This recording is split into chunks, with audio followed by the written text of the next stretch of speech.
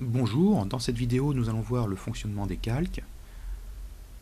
Les calques sont quelque chose d'essentiel dans l'utilisation du logiciel Photoshop, puisqu'ils vont permettre de gérer au mieux votre dessin et de pouvoir rattraper des erreurs. Donc ce qu'il ne faut pas hésiter à faire, c'est d'utiliser au maximum les calques. Le panneau des calques se trouve ici, et vous avez des outils pour créer un nouveau calque à ce niveau. Ici pour créer des dossiers de calque, donc nous allons voir plus tard comment ça fonctionne. Et enfin la poubelle ici pour supprimer un calque qui ne conviendrait plus. Alors comment ça marche précisément? Je vous ai fait un petit schéma ici pour comprendre le fonctionnement des calques. On a généralement le premier calque qui s'appelle fond ou arrière-plan. Dès qu'on crée un nouveau dessin, Photoshop crée un calque vide qu'il appelle arrière-plan. C'est le calque le plus bas dans la pile de nos calques. Et puis si on ajoute des calques avec cette icône-là, on va créer un calque 1, calque 2, etc. L'avantage, c'est que lorsqu'on va dessiner sur le calque 1, par exemple comme ça,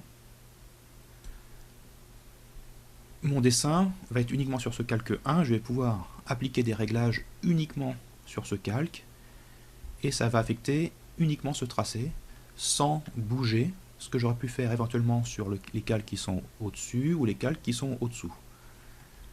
Donc il faudra au maximum utiliser ces calques. C'est une façon de faire sur Photoshop qui permet d'être assez rapide. Donc voilà, par exemple si j'efface ici mon tracé, ça n'effacera que sur ce calque 1. Donc maintenant nous allons créer nos premiers calques et dessiner pour voir comment fonctionnent réellement ces calques.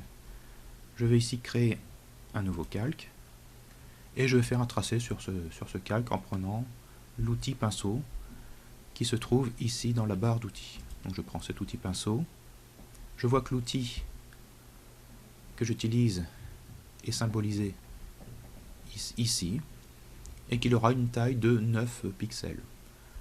Voilà, donc je fais mon premier tracé en cliquant avec le clic gauche et en maintenant ce clic. Et quand je maintiens le clic, je peux dessiner à main levée sur mon calque. Donc ici on aperçoit le tracé qui a été fait. Je peux effacer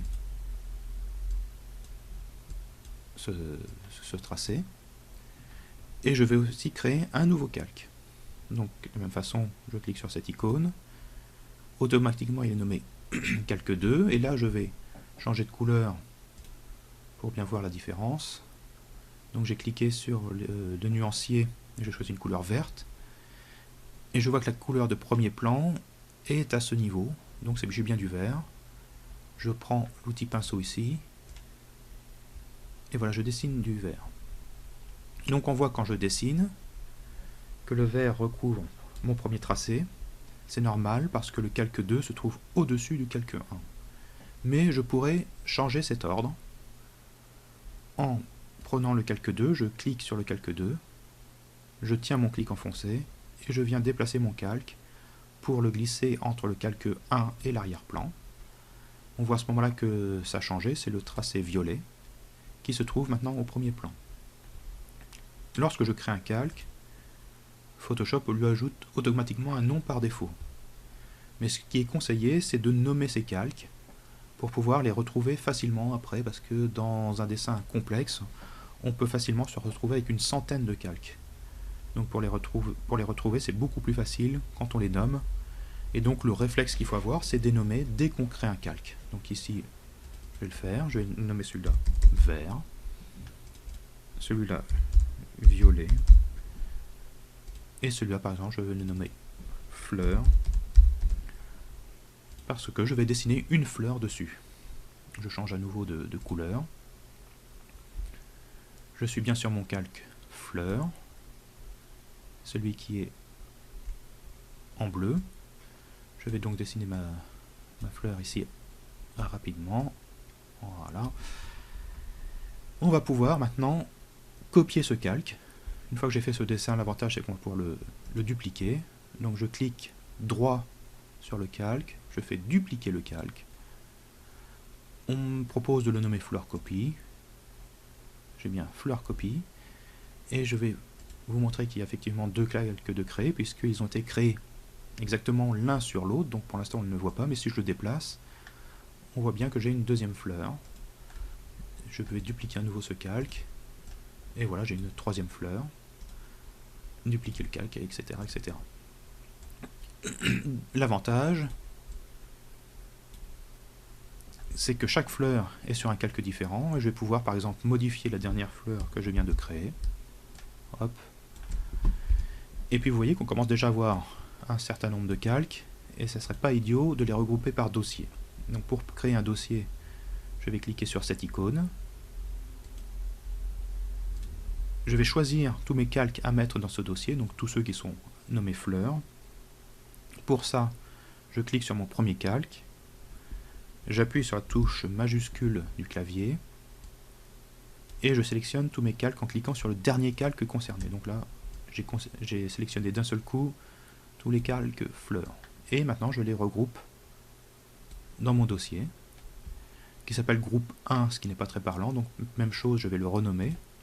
Je clique dessus, je double-clique sur le nom, et je le nomme fleurs.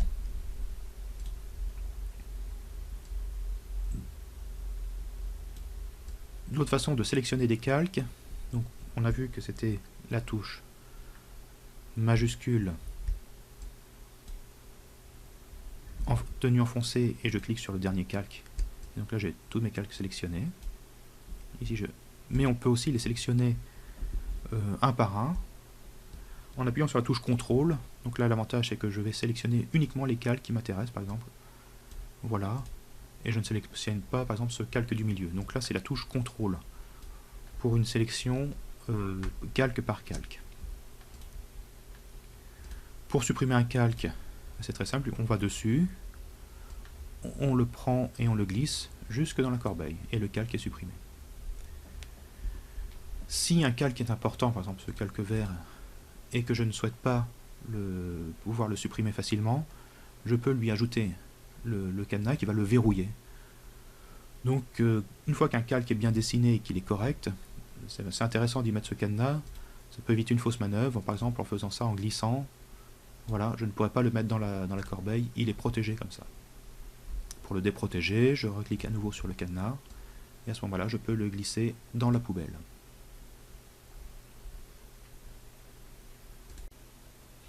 Vous aurez compris que le symbole œil à ce niveau permet de masquer ou d'afficher un groupe de calques.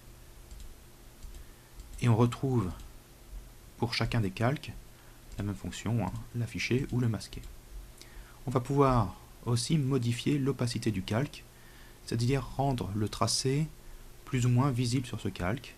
Donc ici, en faisant glisser le curseur, vous voyez que tout d'un coup ma fleur devient plus transparente. Pour le rendre plus évident, je vais afficher un calque au-dessous. Vous voyez ici que le tracé est transparent. Je vais le modifier un petit peu pour le rendre un peu plus opaque.